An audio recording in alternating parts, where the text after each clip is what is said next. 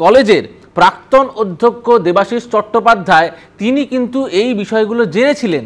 উনি বেঁচে থাকতে, উনি যখন অধ্যক্ষ ছিলেন, উনি কিন্তু বারংবার এই মনোজিৎ মিশ্রকে অ্যালার্ট করেছেন, ওয়ার্ন করেছেন যে তুমি এইগুলো বন্ধ করো। ও কি করতো, ও ফার্স্ট ইয়ারের যে মেয়েগুলো আসতো, ছাত্রীরা আসতো, তাদের সঙ্গে এরকম নোংরামো করতো। বিভিন্ন সময়ে ফার্স্ট ইয়ারের ছাত্রদের কাছ থেকে প্রায় 20,000 টাকা করে টাকা তুলতো, কি না বিল্ডিংয়ের ডেভেলপমেন্টের জন্য। আর তাছাড়াও বিভিন্ন সময় বিভিন্ন লোকের কাছ থেকে টাকা তুলতো। যখন অধ্যক্ষ ওকে বারণ করে, ও অধ্যক্ষর উপরেও চড়াও হয় এবং চড়াও হয়ে বলে আপনি এগুলো বন্ধ করুন, আমাকে এইসব থেকে বিরত করবেন না। বাধ্য হয়ে তখনকার সেই প্রাক্তন অধ্যক্ষ দেবাশিস চক্রবর্তী কিন্তু রাস্ট্রিকেট করেছিল এই মনোজ মিশ্রকে। সেই মনোজ মিশ্র আজকে কি হলো, এক সময় দেখা গেল অধ্যক্ষ মারা যান। অধ্যক্ষ মারা যাওয়ার পরে আবার সেই মনোজিৎ মিশ্র কিন্তু ফেরত আসলো। শুধু নয়, ফেরত আসার পরে সে চাকরি পেয়ে গেল এই কলেজে। বারবার বলি, এটা কিন্তু তার প্রথম বিষয় নয়, প্রথম ঘটনা নয়। এর আগেও প্রচুর অভিযোগ এসছে মনোজিৎ মিশ্রের বিরুদ্ধে। কি না, সে কিন্তু থ্রেট কালচার চালাতো। কিরকম বলছে, আমার গ্যাংয়ে যদি তুই না ঢুকিস তোকে গুলি করে দেবো। আমি বলছি না, ওইখানকার ছাত্ররা বলছে, আপনাদের মিডিয়ার সামনে বলেছে। একজন মহিলাকে বলছে তুই আমাকে ছুঁতে দে, তোকে আমি কালীঘাটে 10 বিঘে জমি করে দেবো।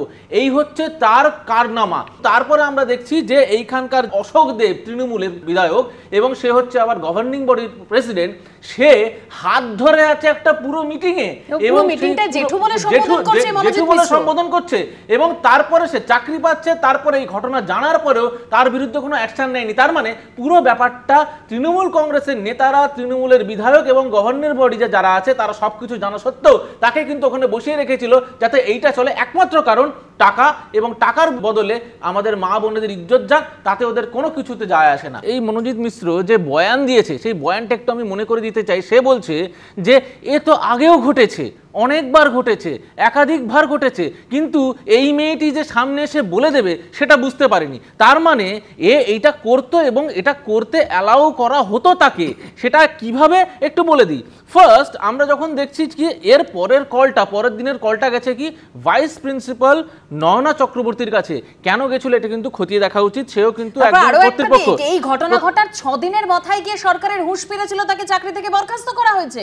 আগে কেন নয়? অ্যাবসলিউটলি। দ্বিতীয়, কার মদতে, তার একটু উত্তর দিয়ে দিই। সেটা হচ্ছে কেন আমরা বলছি বারবার যে টিএমসি, যে কজন অভিযুক্ত সকলে টিএমসির সঙ্গে যুক্ত, নাম্বার 1। নেক্সট, এর সঙ্গে যে অশোক দেব এমএলএ, তাকে সে জেঠু বলে ডাকে এবং তার চাকরিটাও করে দিয়েছিল কিন্তু এই জেঠু, টিএমসির বিধায়ক এবং এই গভর্নিং বডির মাথায় বসে থাকা অশোক দেব। নেক্সট, মদন মিত্র, সে কি বলছে, এই মহিলার সঙ্গে কিন্তু কারোর যাওয়া উচিত ছিল, কেন 3 জনকে নিয়ে যায়নি, 4 জন বান্ধবীকে নিয়ে যায়নি, মা বাবাকে সঙ্গে নিয়ে যায়নি। এটা হচ্ছে মদন মিত্রর ভার্সন টিএমসির নেতা।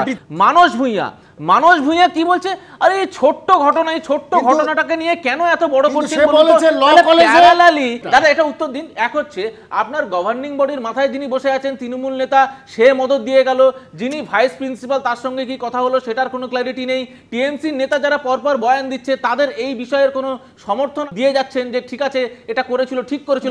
তাহলে টিএমসি এবং গভর্নর কি করলো? দেবনারায়ণ বাবু ভীষণ শিক্ষিত মানুষ, উনি বারবার শেক্সপিয়ারের কথা বলেন। আমি একটাই প্রশ্ন করব, a person committing crime each and every day, year after year, will be appreciated and tolerated only because he is a very close aide to the ruling party. এটা কি শেক্সপিয়ারের কথা লেখা আছে? একটু যদি বলেন। না না না, নেই তো না।